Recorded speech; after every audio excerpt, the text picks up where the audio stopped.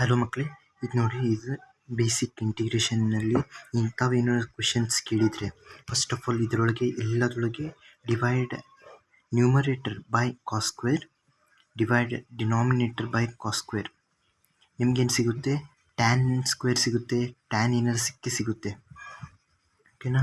ಇಲ್ಲಿ ನೋಡಿ, ಇದರೊಳಗೆ ಕಾಸ್ ಸ್ಕ್ವೇರಿಂದ ಡಿವೈಡ್ ಮಾಡಿದಾಗ ಇದೇನಾಗುತ್ತೆ 1 ಆಗುತ್ತೆ. ಇದನ್ನು ಕಾಸ್ ಸ್ಕ್ವೇರಿಂದ ಡಿವೈಡ್ ಮಾಡಿದಾಗ ಇಲ್ಲಿ ಟ್ಯಾನ್ ಆಗುತ್ತೆ. ಮತ್ತು ಇಲ್ಲಿ ಒಂದು ಸೀಕೆಂಡ್ ಸ್ಕ್ವೇರ್ ಆಗುತ್ತೆ. ಅವಾಗ ಏನು ಮಾಡ್ಬೋದು? ಟ್ಯಾನ್ ಸ್ಕ್ವೇರ್ನ ಟಿ ಅಂತ ಹೇಳಿ ಅಸ್ಯೂಮ್ ಮಾಡಿ ಸೀಕೆಂಡ್ ಸ್ಕ್ವೇರ್ ಡಿ ಟಿ ಅಂತ ಅಸ್ಯೂಮ್ ಮಾಡ್ಬೋದು. ಸೊ ಅವಾಗ ಏನಾಗುತ್ತೆ? ಇದನ್ನು ಸಿಂಪ್ಲಿಫೈ ಮಾಡಿ ನೀವು ಇದೇ ಫಾರ್ಮುಲಾಯಿಂದ direct tan square 1 divided by d t by t ಅಂತ ಬರುತ್ತೆ.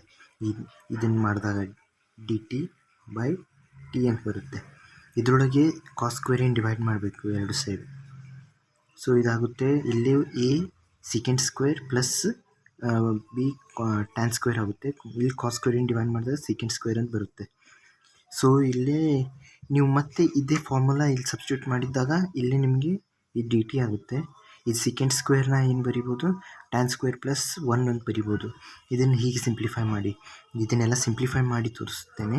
ಮತ್ತು ಇದರೊಳಗೆ ಕಾಸ್ ಸ್ಕ್ವೇರಿನ ಡಿವೈಡ್ ಮಾಡಿದಾಗ 1 ಆಗುತ್ತೆ. ಇಲ್ಲಿ ಕಾಸ್ ಸ್ಕ್ವೇರಿನ ಡಿವೈಡ್ ಮಾಡಿದಾಗ ಸೀಕೆಂಡ್ ಸ್ಕ್ವೇರ್ ಆಗುತ್ತೆ. ಇಲ್ಲಿ ಕಾಸ್ ಸ್ಕ್ವೇರಿನ ಡಿವೈಡ್ ಸೀಕೆಂಡ್ ಸ್ಕ್ವೇರ್ ಆಗುತ್ತೆ.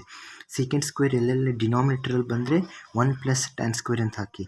ಮತ್ತು ನ್ಯೂಮರೇಟರಲ್ಲಿ ಸೀಕೆಂಡ್ ಸ್ಕ್ವೇರ್ ಬಂದರೆ ಅದು ಡಿ ಟಿಯಲ್ಲಿ ಕನ್ವರ್ಟ್ ಆಗುತ್ತೆ. ಮತ್ತು ಇದರೊಳಗೂ ಹಾಗೆ ಮಾಡಬೇಕು. ಸೀಕೆಂಡ್ ಸ್ಕ್ವೇರ್ ಇದು ಕಾಸ್ ಸ್ಕ್ವೇರಿನ ಡಿವೈಡ್ ಮಾಡಿ ನೋಡಿ. ಯಾವಾಗಾದರೂ ನಿಮಗೆ ಇದರೊಳಗೆ ಸಿಂಪ್ಲಿ ಗುರ್ತು ಹೆಂಗೆ ಹೇಳೋದಂದರೆ, ಐಡೆಂಟಿಫೈ ಹೆಂಗೆ ಮಾಡೋದಂದರೆ, ಎ ಪ್ಲಸ್ ಒಂದು ಕಾನ್ಸ್ಟೆಂಟ್ ಸೈನ್ ಜೊತೆ ಮಲ್ಟಿಪ್ಲೈ ಆಗಿರುತ್ತೆ, ಬಿ ಅಂದರೆ ಇನ್ನೊಂದು ಕಾನ್ಸ್ಟೆಂಟ್ ಕಾಸ್ ಜೊತೆ ಮಲ್ಟಿಪ್ಲೈ ಆಗುತ್ತೆ. ಹಾಗೇನಾದ್ರು ಕ್ವೆಶನ್ ಬಂತಂದರೆ ಡಿನಾಮಿನೇಟರ್ನಲ್ಲಿ ಸೈನ್ ಸ್ಕ್ವೇರ್ ಕಾಸ್ ಸ್ಕ್ವೇರ್ ಏನಾದ್ರು ಬಂದರೆ ಆವಾಗ ಮಾತ್ರ ಇದನ್ನು ಫಾರ್ಮುಲಾ ಯೂಸ್ ಮಾಡಿ. ಒಂದು ಸಲ ಕಾಸ್ ಸ್ಕ್ವೇರಿಂದ ಡಿವೈಡ್ ಮಾಡಿ ನ್ಯೂಮರೇಟರ್ ಆ್ಯಂಡ್ ಡಿನಾಮಿನೇಟರ್, ನಿಮಗೆ ಟ್ಯಾನ್ ಸ್ಕ್ವೇರ್ ಸಿಗುತ್ತೆ ಮತ್ತು ಸೀಕೆಂಡ್ ಸ್ಕ್ವೇರ್ ಸಿಗುತ್ತೆ. ಇದಾಗುತ್ತೆ ಟಿ, ಇದಾಗುತ್ತೆ ಡಿ ಟಿ.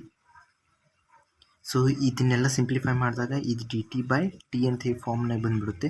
ಇದು ಈಕ್ವಲ್ಸ್ ಟು ಲಾಗ್ ಅಂತ ಹಾಕಿ ನೀವು ಮಾಡ್ಯುಲಸ್ ಆಫ್ ಟಿ ಅಂತ ಹೇಳಿ ಬರಿಬೋದು. ಸೊ ಇದು ಫಾರ್ಮುಲಾಸ್ ಎಲ್ಲ ನೀವು ಡಿರೈವ್ ಮಾಡೋದೇನು ಬೇಕಾಗಲ್ಲ. ಇದನ್ನು ಕರೆಕ್ಟ್ ಎಕ್ಸಾಮ್ನಲ್ಲಿ ಇದು ಲಾಜಿಕಲ್ಲಾಗಿ ಯೋಚನೆ ಮಾಡೋದು. ದಯವಿಟ್ಟು ಇಂಥವೇನೋ ಕ್ವೆಶನ್ ಬಂದರೆ ನೋಡಿ, ಇದರಲ್ಲೆಲ್ಲ ಸೈನ್ ಸ್ಕ್ವೇರ್ ಕಾಸ್ ಸ್ಕ್ವೇರ್ ಡಿನಾಮಿನೇಟರಲ್ಲಿ ಬಂದರೆ ಒಂದು ಸಲ ಕಾಸ್ ಸ್ಕ್ವೇರಿನ ಡಿವೈಡ್ ಮಾಡಿ ನೋಡಿ, ಎಲ್ಲಾದರೂ ಟ್ಯಾನ್ ಸ್ಕ್ವೇರ್ ಬಂದೇ ಬರುತ್ತೆ. ಸೀಕೆಂಡ್ ಸ್ಕ್ವೇರ್ ಬಂದರೆ ಅಲ್ಲೆಲ್ಲ ಟಿ ಅಂತ ಅಸ್ಯೂಮ್ ಮಾಡಿ ಡಿ ಟಿ ಅಂತ ಅಸ್ಯೂಮ್ ಮಾಡ್ಬೋದು. ಈ ಡಿ ಟಿ ಕನ್ವರ್ಟ್ ಆಗುತ್ತೆ, ಈ ಟಿಯಲ್ಲಿ ಕನ್ವರ್ಟ್ ಆಗುತ್ತೆ. ಇಂಟಿಗ್ರೇಷನ್ ಮಾಡಿದಾಗ ಅದು ಸಿಂಪ್ಲಿಫೈ ಆಗಿ ಬಂದೇ ಬರುತ್ತೆ. So thanks for watching. Like ಮತ್ತು ಸಬ್ಸ್ಕ್ರೈಬ್ ಮಾಡಿ ನೋಡಿ. ಈ KCT ಇದೆಲ್ಲ ನಾನು ಮಾಡ್ತಿರೋದು, ಇದೆಲ್ಲೂ ಯೂಟ್ಯೂಬ್ನಲ್ಲಿ ಸಿಗೋದಿಲ್ಲ, ಫ್ರೀ ಆಫ್ ಕಾಸ್ಟ್ನಲ್ಲಿ ಮಾಡ್ತಿದ್ದೀನಿ. ದಯವಿಟ್ಟು ಇದನ್ನು ಲೈಕ್ ಮತ್ತು ಸಬ್ಸ್ಕ್ರೈಬ್ ಮಾಡಿ, ಶೇರ್ ಮಾಡಿ. ಮತ್ತು ಥ್ಯಾಂಕ್ಸ್ ಫಾರ್ ವಾಚಿಂಗ್.